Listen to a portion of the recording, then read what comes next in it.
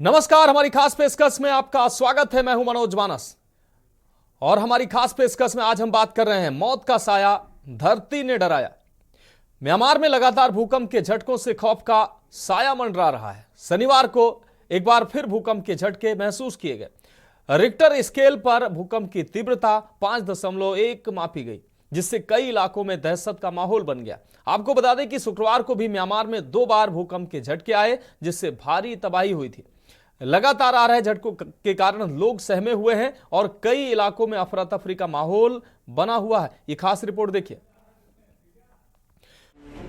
Myanmar और Thailand में आए भूकंप ने भयंकर तबाही मचाई है। अकेले म्यांमार में भूकंप में 1000 से ज्यादा लोगों की मौत की खबरें मिली हैं।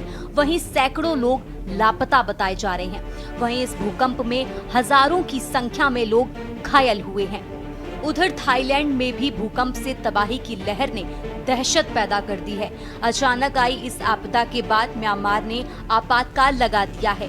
आपको बता दें कि इस भयंकर भूकंप का असर सिर्फ म्यांमार पर ही नहीं बल्कि आसपास के देशों में भी देखने को मिला है। भूकंप का भारत, चीन, नेपाल समेत 5 देशों में असर देखने को मिला है। भूकंप से प्रभावित म्यांमार की मदद के लिए भारत ने ऑपरेशन ब्रह्मा के तहत राहत सामग्री भेजी है। वायुसेना का विमान C-130J करीब 15 टन राहत सामग्री लेकर यांगून पहुंच गया है। वहीं अफगानिस्तान में भी शनिवार सुबह 5:16 पर भूकंप के झटके महसूस किए गए। जमीन से 180 किलोमीटर की गहराई में आए भूकंप की तीव्रता रिएक्टर स्केल पर 4.7 मापी गई है। हालांकि यहां से किसी तरह के नुकसान या जानमाल के नुकसान की कोई खबर नहीं है। ये भूकंप म्यांमार और थाईलैंड में आए शक्तिशाली भूकंप के एक दिन बाद आया। बता दें कि म्यांमार सरकार के अनुसार सबसे ज्यादा प्रभावित क्षेत्रों में रक्तदान की ज्यादा आवश्यकता है। अस्पतालों में खून की भारी कमी की बात सामने आई है। आपदा में घायल लोगों से अस्पताल भरे पड़े हैं। म्यांमार को इस आपदा में दवाओं और अन्य राहत सामग्री की कमी से जूझते देखा गया है। सैन्य सरकार ने विदेशी सहायता स्वीकार करने की घोषणा की है, जबकि संयुक्त राष्ट्र ने प्रारंभिक राहत कार्यों के लिए 5 मिलियन अमेरिकी डॉलर की सहायता राशि जारी की है। वहीं चीन और रूस ने म्यांमार में बचाव दल भेजे। राष्ट्रपति ट्रंप ने भी अमेरिकी मदद को लेकर हाथ आगे बढ़ाया है। पुल और मठ गिरे, बांध टूटा। एक ऑनलाइन वीडियो में देखा गया कि मंडाले की एक सड़क पर भिक्षु अपने मठ में सोए जाने की वीडियो रिकॉर्डिंग कर रहे थे। तभी वो पूरी तरह धराशायी हो गया। क्रिश्चियन एड नामक संगठन ने बताया कि भूकंप से एक बांध भी टूट गया, जिससे शहर के निचले इलाकों में पानी भर गया है। बैंकॉक में ऊंची इमारत गिरी। थाईलैंड की राजधानी बैंकॉक में इस भूकंप का प्रभाव देखा गया। यहाँ एक 33 मंजिला निर्माणाधीन इमारत पूरी तरह गिर गई। प्रत्यक्षदर्शियों के अनुसार इमारत गिरते ही पूरे इलाके में धूल का गुबार छा गया। लोग घबराकर चीखने लगे और सड़कों पर अफरा तफरी का माहौल बन गया। बैंकॉक प्रशासन के अनुसार इस दुर्घटना में अब तक 10 लोगों की मौत हो चुकी है। 16 लोग घायल हैं और 101 लोग लापता हैं। थाईलैंड सरकार ने इसे भयानक त्रासदी करार दिया और कहा कि अभी भी कुछ लोगों के जीवित होने की उम्मीद है। इन शहरों में भारी नुकसान। इस विनाशकारी भूकंप ने मंडाले, नेपिटो और कई अन्य शहरों में इमारतों, पुलों और सड़कों को भारी नुकसान पहुंचाया है। लेकिन सबसे ज्यादा मौतें नेपिटो में हुई हैं। यहां से बड़ी संख्या में लोगों की मौत का आंकड़ा सामने आया है।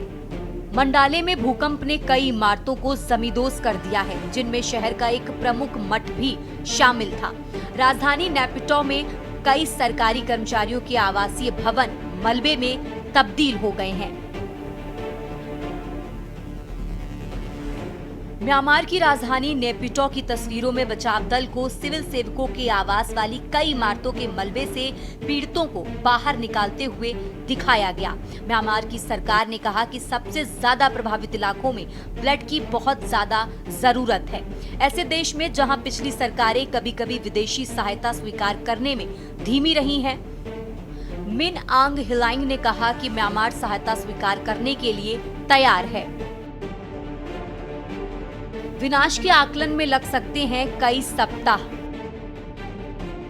भूकंप के कारण टूटी फूटी सड़कों, ढह चुके पुलों और टूटे बांध की खबरों के बीच इस बात को लेकर चिंता है कि बचाव दल पहले से ही मानवीय संकट से जूझ रहे देश के सुदूर इलाकों तक कैसे पहुंचे। इंटरनेशनल रेस्क्यू कमेटी ने कहा कि हमें डर है कि इस भूकंप से हुए विनाश का आकलन करने में कई सप्ताह लग सकते हैं।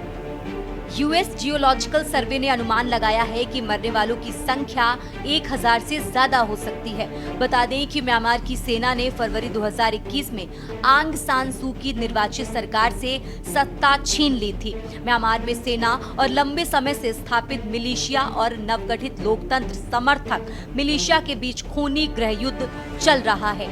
सेना ने म्यांमार के अधिकांश हिस्सों पर नियंत्रण खो दिया है और कई जगह बेहद खतरनाक है या सहायता समूहों के लिए पहुंचना असंभव है। संयुक्त राष्ट्र के अनुसार गृह युद्ध के कारण 3 मिलियन से ज्यादा लोग विस्थापित हो गए हैं और लगभग 20 मिलियन लोग जरूरतमंद हैं। थाईलैंड की तुलना में म्यांमार में भूकंप आम बात। यूएसजीएस का हवाला देते हुए बताया जा रहा है कि बार बार आते रहे हैं भूकंप। 1930 से 1956 के बीच सागाइंग फॉल्ट के पास 7.0 तीव्रता के 6 शक्तिशाली भूकंप आए जो देश के मध्य से होकर गुजरता है। थाईलैंड भूकंपी क्षेत्र में नहीं आता है और वहां महसूस किए जाने वाले लगभग सभी भूकंप पड़ोसी म्यांमार में आते हैं। बैंकॉक में इमारतों को शक्तिशाली भूकंप के झटकों को झेलने के लिए डिजाइन नहीं किया गया है, इसलिए यहाँ इमारतों को महत्वपूर्ण नुकसान हुआ है। आखिर क्यों आते हैं भूकंप? भूकंप का मुख्य कारण टेक्टोनिक प्लेटों की हलचल है। धरती 12 टेक्टोनिक प्लेटों पर टिकी हुई है जो लगातार धीमी गति से हिलती रहती है। जब ये प्लेटें आपस में टकराती हैं या खिसकती हैं तो ऊर्जा निकलती है जिससे भूकंप के झटके महसूस होते हैं। ये प्लेटें हर साल लगभग 4 से 5 मिलीमीटर तक अपनी स्थिति बदलती हैं। कभी कभी ये टकराकर फंस जाती हैं और अचानक ऊर्जा मुक्त होने पर भूकंप आ जाता है।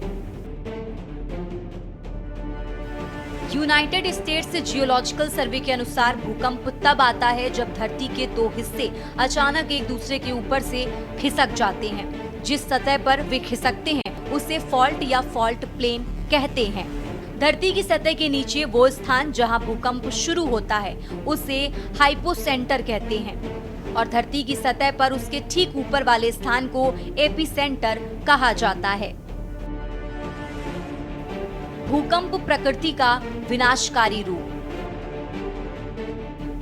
भूकंप प्रकृति का अत्यंत शक्तिशाली और विनाशकारी रूप है जो अचानक धरती के हिलने से होता है और ये एक टेक्टोनिक प्लेटों की हलचल के कारण होता है। जब भूकंप से होने वाली क्षति और विनाश की बात आती है तो मुख्य दोषी भूकंप के कारण होने वाला जमीन का तेज कंपन होता है। इसके परिणाम स्वरूप सामान और इमारतें गिर जाती हैं और बिजली की लाइनें गिर जाती हैं जिसके परिणाम स्वरूप लोगों को चोट लग सकती है और संपत्ति को नुकसान हो सकता है। यही कंपन भूकंप से होने वाली अन्य क्षति और घटनाओं को जन्म दे सकता है जैसे कि जमीन का फटना, सुनामी, ज्वार की लहरें, भूस्खलन, द्रवीकरण और आग। भारत का करीब 59% भूभाग संवेदनशील।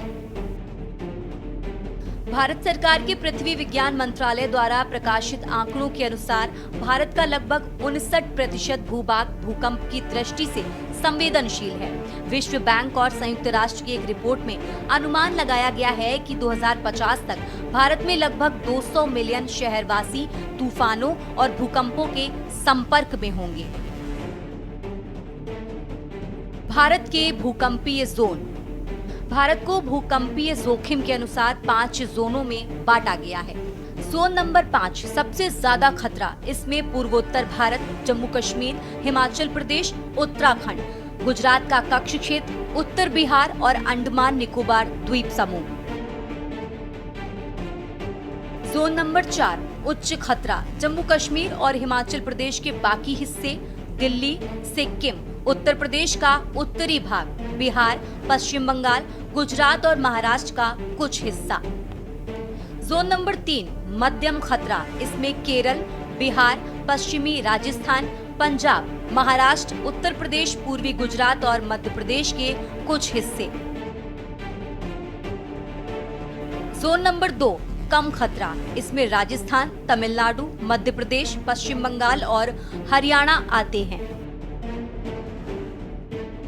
जोन नंबर 1 न्यूनतम खतरा, इसमें पश्चिमी मध्य प्रदेश, आंध्र प्रदेश, कर्नाटक, पूर्वी महाराष्ट्र और ओडिशा के कुछ हिस्से आते हैं। भूकंप के लिहाज से भारत के संवेदनशील इलाके, सिक्किम जोन 5 भूकंप के लिहाज से देश का सबसे खतरनाक इलाका है।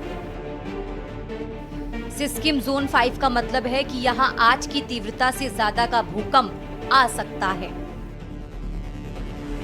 इस जोन में देश का पूरा नॉर्थ ईस्ट इलाका, जम्मू कश्मीर, हिमाचल प्रदेश और उत्तरांचल के इलाके, गुजरात का कच्छ और अंडमान निकोबार द्वीप शामिल हैं। सिक्किम जोन 4 भी भूकंप के लिहाज से काफी खतरनाक माना जाता है। यहाँ 7 से 7.9 तीव्रता तक भूकंप आ सकते हैं। इस जोन में राजधानी दिल्ली, एनसीआर के इलाके, जम्मू कश्मीर और हिमाचल प्रदेश के इलाके, यूपी, बिहार और पश्चिम बंगाल का उत्तरी इलाका, गुजरात का कुछ हिस्सा और पश्चिम तट से सटा महाराष्ट्र और राजस्थान का इलाका आता है।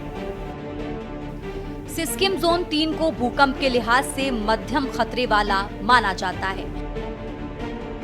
इस जोन में केरल, गोवा, लक्षद्वीप, यूपी, गुजरात और पश्चिम बंगाल के बचे हुए इलाके, पंजाब, राजस्थान, मध्य प्रदेश, बिहार, झारखंड, छत्तीसगढ़, महाराष्ट्र, ओडिशा, आंध्र प्रदेश, तमिलनाडु और कर्नाटक के इलाके आते हैं। देश की बाकी जगहें सिक्किम जोन 2 में आते हैं। ये भूकंप के लिहाज से कम खतरनाक है। यहाँ 4.9 तीव्रता से ज्यादा का भूकंप आने का खतरा नहीं है। भूकंप के दौरान क्या करें? भूकंप के दौरान इस बात के प्रति सतर्क रहें कि भूकंप वास्तव में पूर्व चेतावनी देने वाले भूकंप के झटके होते हैं और बाद में बड़ा भूकंप भी आ सकता है। धीरे धीरे कुछ कदमों तक सीमित हलचल करें जिससे पास में किसी सुरक्षित स्थान पर पहुंच सकें। भूकंप के झटकों के रुकने पर घर में तब तक रहें जब तक कि आपको ये सुनिश्चित हो जाए कि बाहर निकलना सुरक्षित है। आप यदि घर के अंदर हो तो जमीन पर झुक जाएं। किसी मजबूत मेज अथवा फर्नीचर के किसी हिस्से के नीचे शरण लें। तब तक मजबूती से पकड़कर बैठे रहें जब तक कि भूकंप के झटके ना रुक जाएं। यदि आपके पास कोई मेज या डेस्क ना हो तो अपने चेहरे या सिर को अपने बाजुओं से ढक लें और बिल्डिंग के किसी कोने में झुककर बैठ जाएं। किसी आंतरिक दरवाजे के लेंटर, किसी कमरे के कोने में, किसी मेज अथवा यहाँ तक कि किसी पलंग के नीचे रुककर अपने आप को बचाएं। शीशे, खिड़कियों, दरवाजों व दीवारों से दूर रहें। भूकंप के समय यदि आप पलंग पर हो तो पलंग पर ही रहें। अपने सिर पर किसी तकिए को ढक कर बचाएं। अनुसंधान से ये पता चलता है कि ज्यादातर चोटें तब लगती हैं जब भवन के अंदर मौजूद लोग किसी दूसरी जगह अथवा बाहर जाने का प्रयास करते हैं। यदि आप घर के बाहर हो तो जहां हो वहां से आप ना हिलें। बिल्डिंग, पेड़ों, स्ट्रीट लाइटों अथवा बिजली, टेलीफोन आदि की तारों से दूर रहें। यदि आप किसी खुली जगह पर हो तो वहां तब तक रुकें जब तक कि भूकंप के झटके ना रुक जाएं। सबसे बड़ा खतरा बिल्डिंग के बाहर, निकास द्वारों व इसकी बाहरी दीवारों के पास होता है। जितनी जल्दी संभव हो सुरक्षा के साथ गाड़ी रोकें।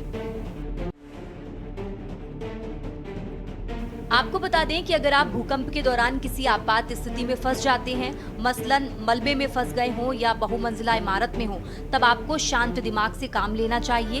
ऐसी स्थिति में घबराने से आप कुछ गलत फैसले ले सकते हैं जो आपके लिए जानलेवा साबित हो सकती है। अगर आप मलबे में फंस गए हैं तो हिलने डुलने से बचना चाहिए। इस स्थिति में धूल भी ना उड़ाएं। अगर आपके आसपास दीवार है या कोई पाइप है तो उस पर हाथ मारना चाहिए ताकि इसे सिग्नल समझकर रेस्क्यू टीम जल्द से जल्द आप तक पहुंच सके। स्पेशल डेस्क के न्यूज इंडिया। तो हमारी खास पेशकश में अभी के लिए मेरे साथ इतना ही। मुझे दीजिए इजाजत और आप देखते रहिए के न्यूज इंडिया। आप देख रहे हैं के न्यूज, खबरों का सारथी।